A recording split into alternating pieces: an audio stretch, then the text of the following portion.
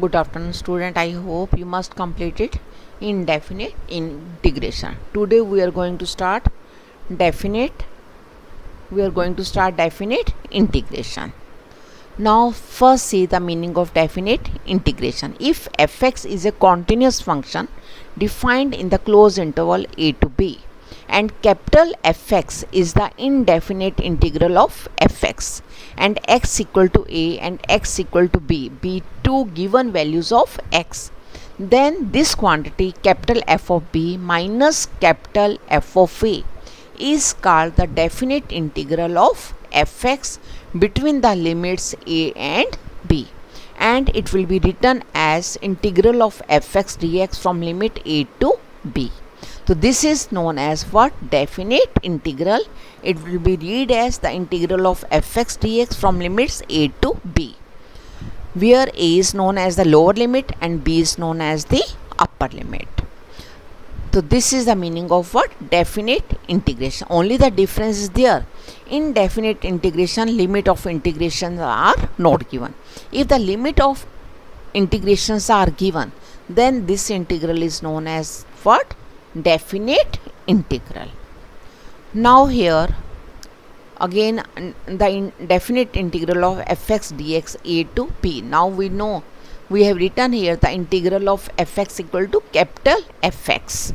So therefore the integral of small fx equal to capital Fx, and then writing the limit of integration. First we are writing the upper limit and then minus lower limit. It means f of b minus f of a, where capital Fx is the integral of what? Small fx. It means first we have to find out the integral of the given function, then we put the limit of integration upper limit minus lower limit.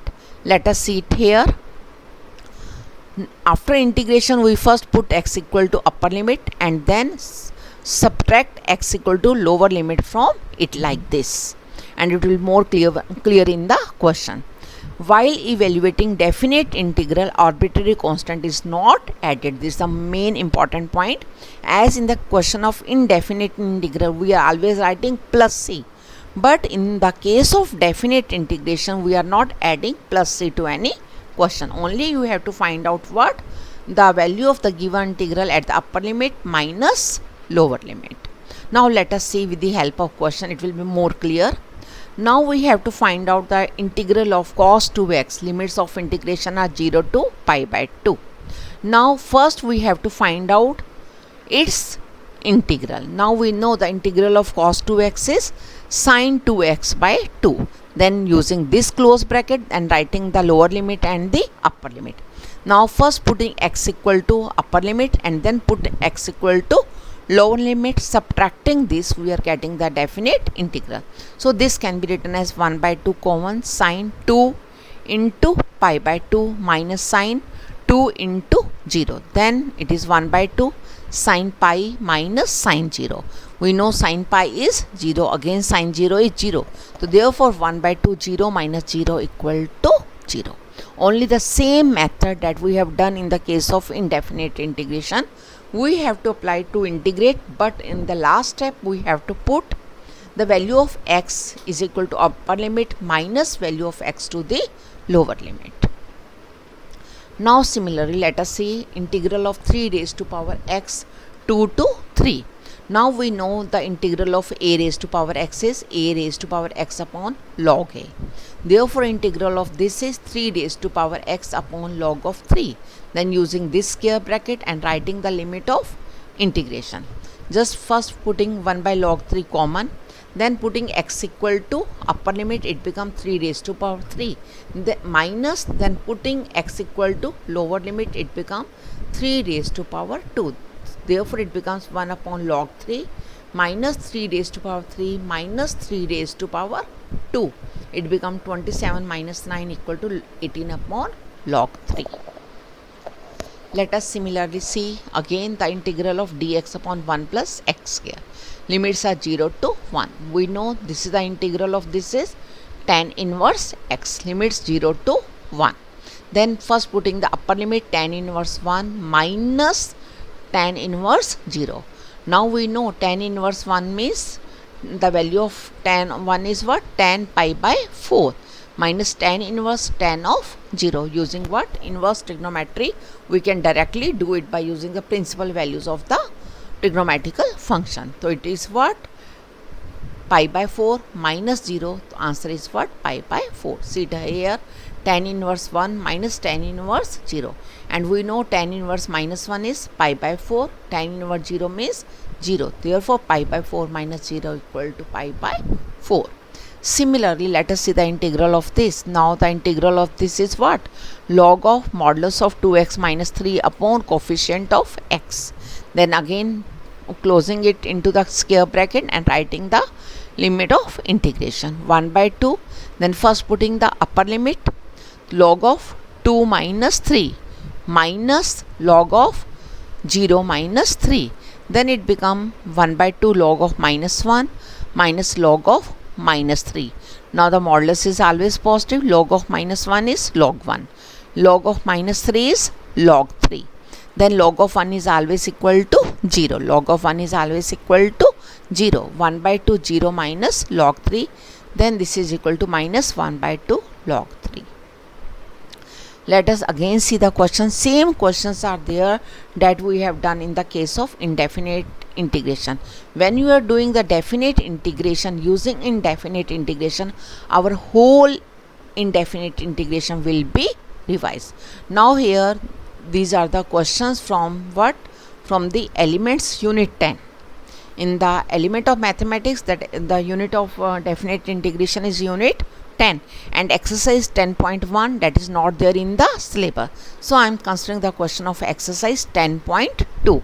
When you will go through the exercise 10.2 from the element of mathematics, your whole integration will be revised. Now again 0 to 2 6x plus 3 upon x square plus 4 dx. Then again we can separate it. 0 to 2 6x upon x square plus 4 plus 0 to 2 3 upon x square plus 4 dx. Now when we have to integrate, we can make, here is the function, here is its derivative. Taking 3 common, we left with 2x upon x square plus 4. Now we know the derivative of this is 2x. Therefore f dash x upon fx is log of fx. It means log of x square plus 4. Again limit of integration. Again it can be written 3 common, 0 to 2 dx upon x square plus 2 square. Then this 3 as it is, this is what? 1 upon a tan inverse x upon a. Then putting the limit of integration in both the functions here by putting first upper limit, log of 2 square means 4 plus 4 8 minus log of 0 plus 4 log of 4. Similarly 3 by 2, here tan inverse 2 by 2 minus tan inverse 0 by 2. It means 3 log 8 by 4 using the properties of logarithm plus 3 by 2 tan inverse 1 means pi by 4 minus 0. Simplifying, you are getting the answer. These are the questions from what? The definite integration. Similar questions are again here. 0 to 1 1 minus x upon 1 plus x dx. Taking minus common, 0 to 1 x minus 1 upon x plus 1 dx. Again it is a rational function, but the degree of numerator equal to degree of denominator. We have to start the question by long division. Roughly we can do the long division, then putting like this, it is what? Quotient minus remainder upon divisor. So it can be written as into fraction 1 minus 2 upon x plus 1. Now we can easily integrate. The integral of 1 is x minus 2 log x plus 1. Then putting the value of limit of integration, first upper limit and then lower limit, then simplifying, we are getting minus 1 plus 2 log 2. This is 0 and again log 1 is 0. This whole quantity will be 0. So answer is what? Minus 1 plus 2 log 2 equal to 2 log 2 minus 1. Now similarly you can go through the other question that are based upon the trigonometrical. You can easily go through the solution. First integrate it by any method, then put the limit of integration and get the answer. Now see this question. The integral of this is given to be 0. We have to find out the value of k. The question can be done in the same manner. Now we have to integrate it. Then the integral of this is 3 as it is x cube by 3 plus 2 as it is, the integral of x is x square by 2 plus k into x, because the integral of 1 is x. See this point very much carefully. K is a constant term, k into 1, k as it is, the integral of 1 is x.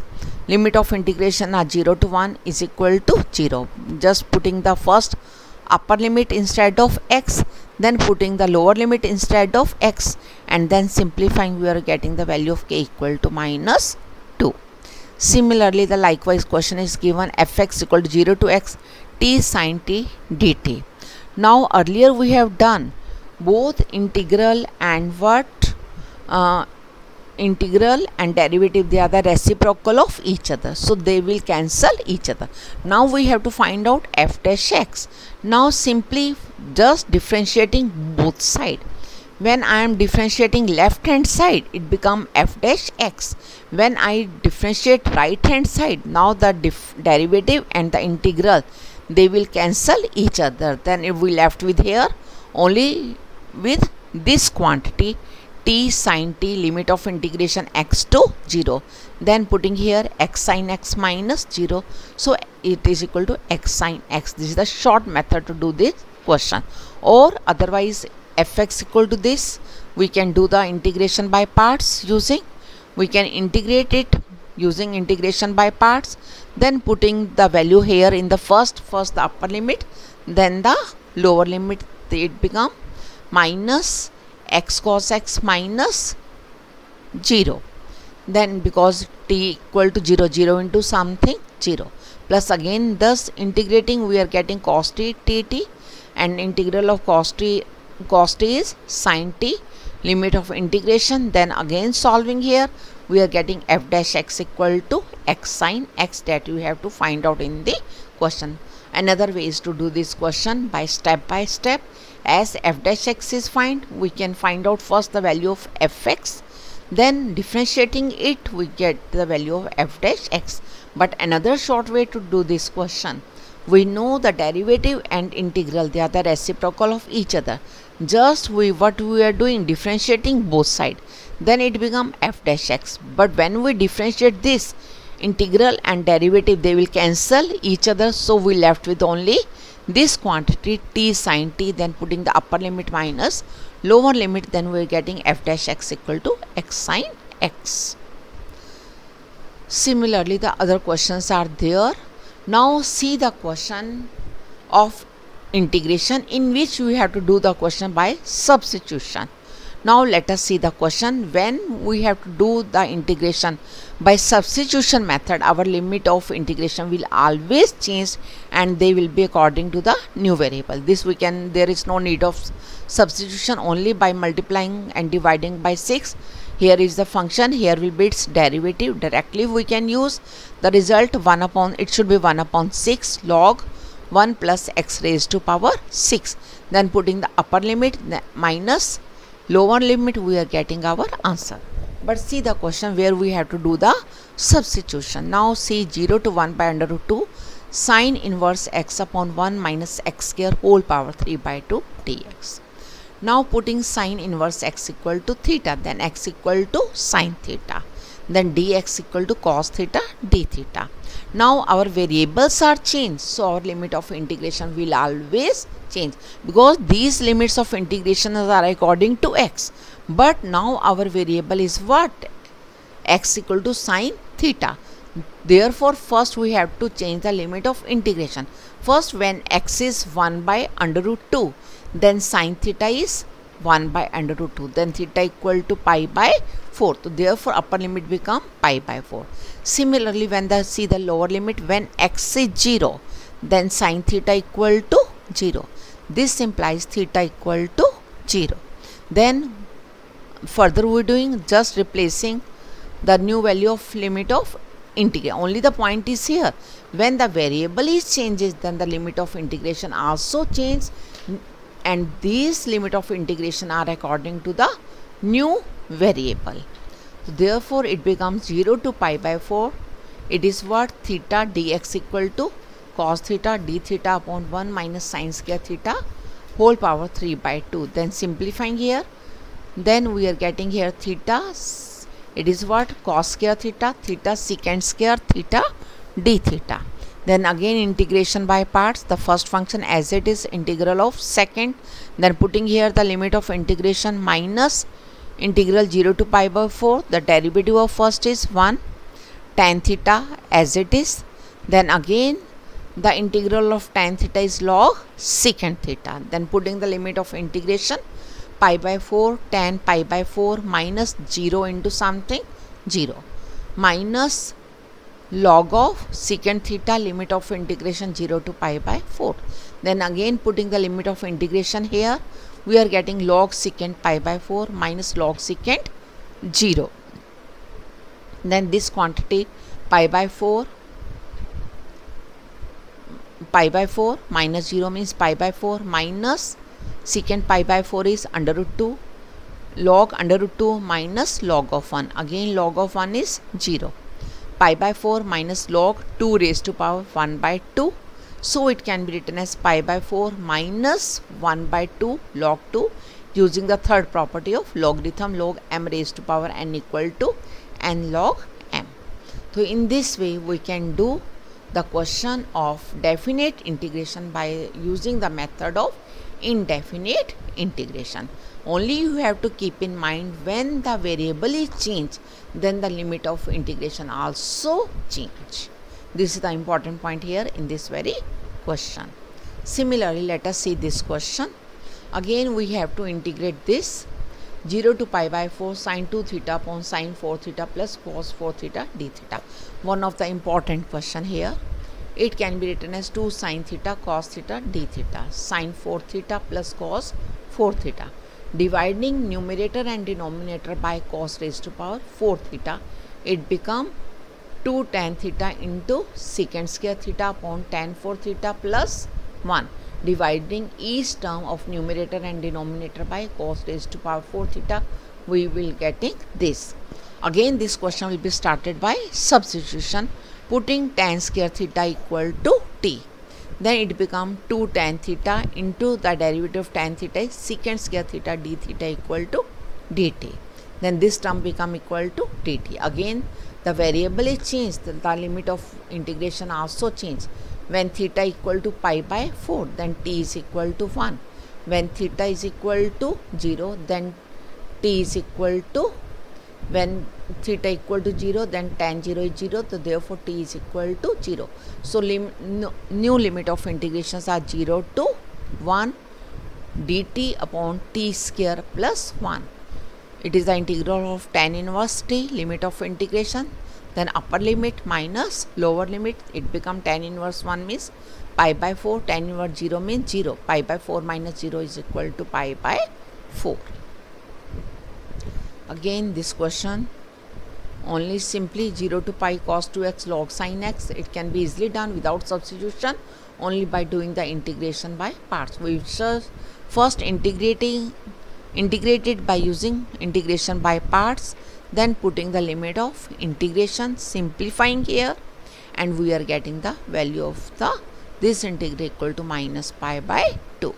So this is all about the definite integration using the method of indefinite integration. You will try the question of exercise 10.2. It will give you more practice of the question as well as your indefinite integration is also revised. This is all about today.